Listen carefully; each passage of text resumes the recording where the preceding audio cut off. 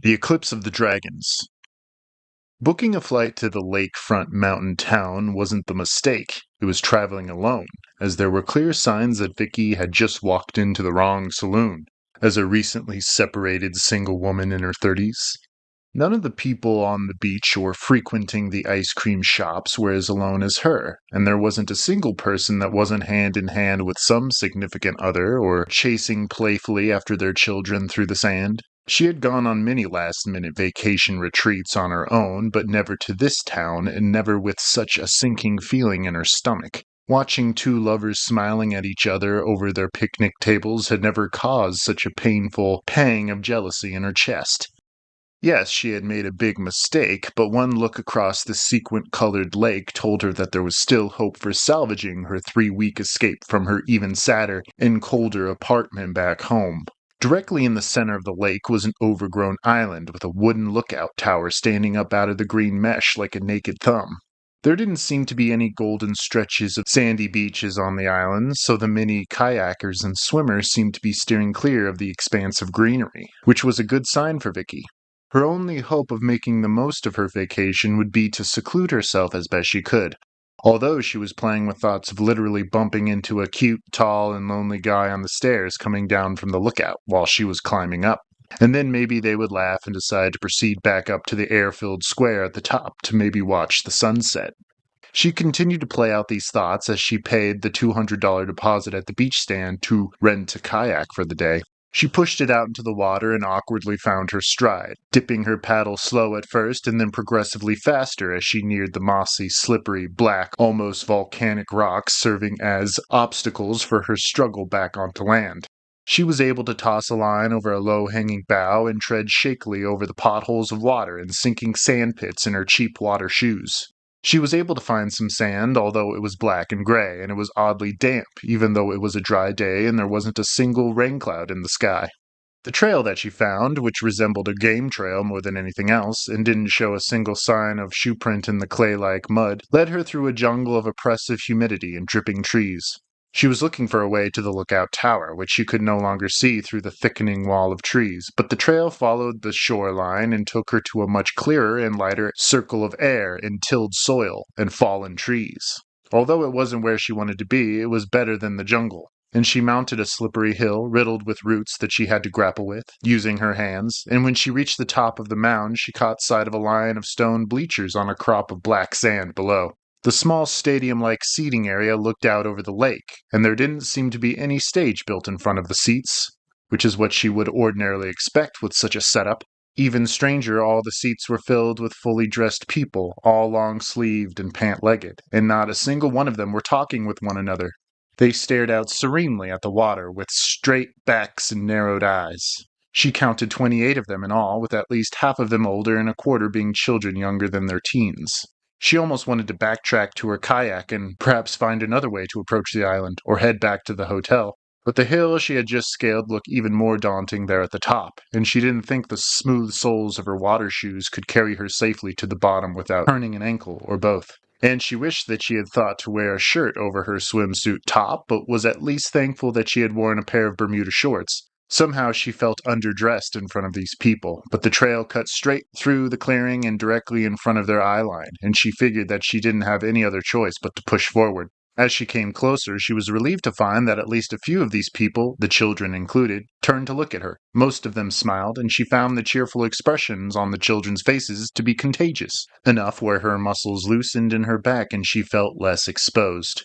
She waved to them once she was in earshot of them, and a few of the older gentlemen and ladies nodded at her respectfully before staring back out over the water. Now that she knew that they were not concerned with her presence, she felt it safe enough to press them with a few obvious questions.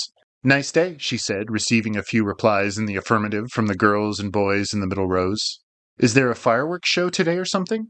A few of the middle-aged men laughed, and Vicky processed for the first time that the older men wore brimmed hats reminiscent of the 50s, V-neck sweaters and high-waist slacks. The women wore bland-colored sundresses, and the girls donned similar clothing but of sunnier tints.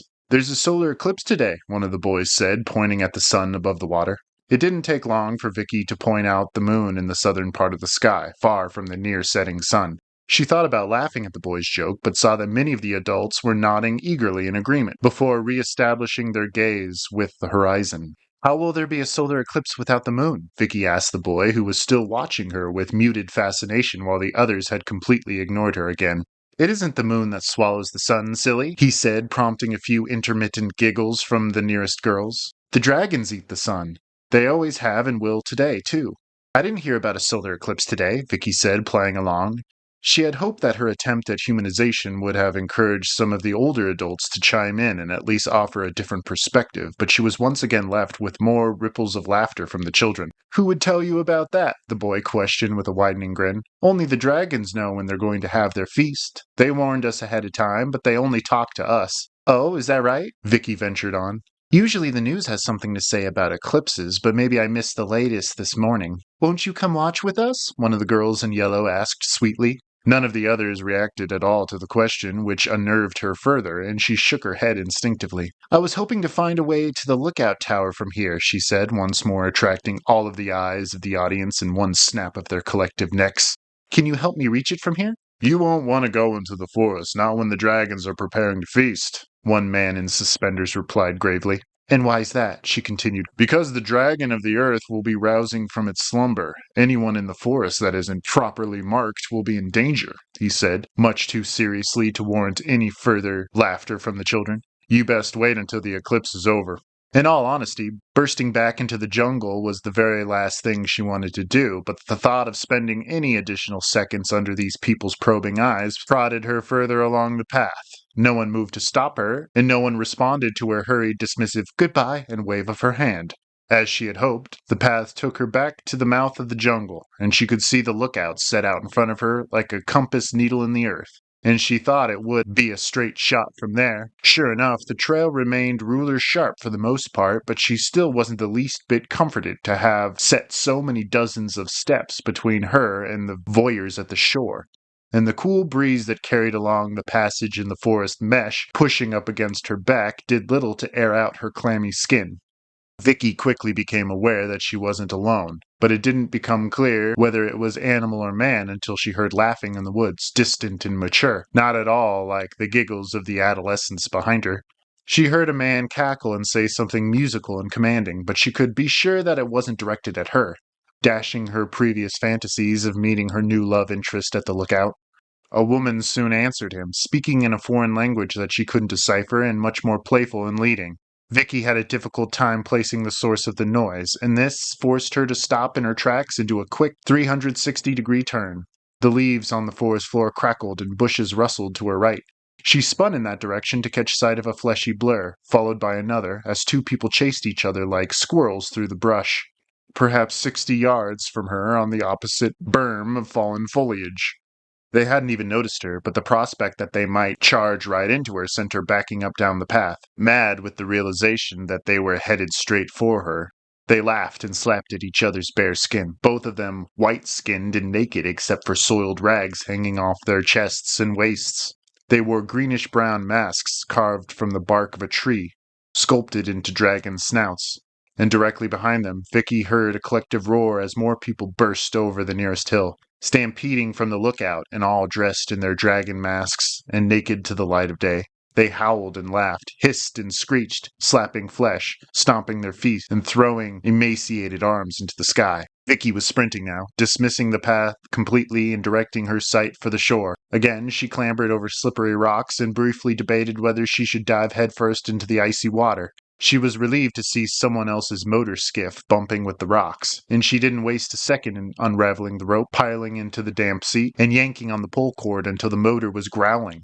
She had never operated a motorboat in her life, but in her survivor's rush, she knew enough to grab hold of the tiller attached to the motor as she lurched forward into the water. Vicky quickly gained control and lined up the nose of her boat with the sun, just barely touching the surface of the lake. The first thing she noticed was the strange consistency to the light and the feeling of electricity in the air, causing all the hairs on her arms and neck to raise.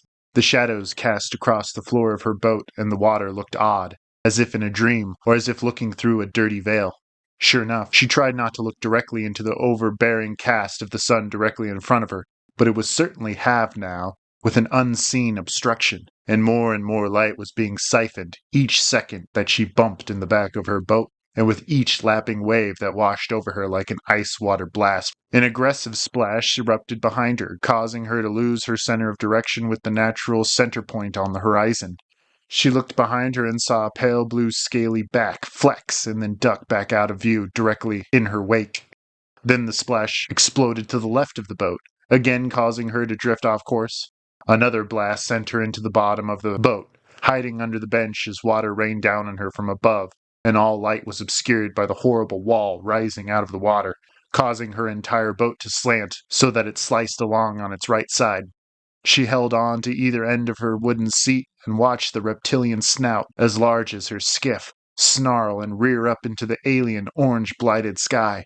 She screamed, and it looked at her for the first time with eyes blacker than the hole in the firmament, marking the place where the sun once burned, and the light curdling beyond its slacking jaws burned in place of the gas giant, and its jowls trembled, and she could already feel the heat on her face. Thankfully, the boat overturned just as the fireball coursed over the water, and she was floating, thrashing, and clawing for life in the pocket of air between the water and the underside of the skiff. She heard the wood crackling against her scalp and felt her fragile affordance of oxygen increase to sauna temperature against her forehead and cheeks. Something brushed against her ankle, hard and made of leather, and she screamed again, but nothing ripped her wooden shield away from her sweating brow or pulled her from below into the oppressive pounds of pressure directly beneath her. In fact, the boat and water fell still, and she waited for the eclipse to end there in her self-made overturned coffin on the surface of the American lake, and she could only hope that there was only one water dragon, and that the dragon of the earth stayed on the island with its naked worshippers.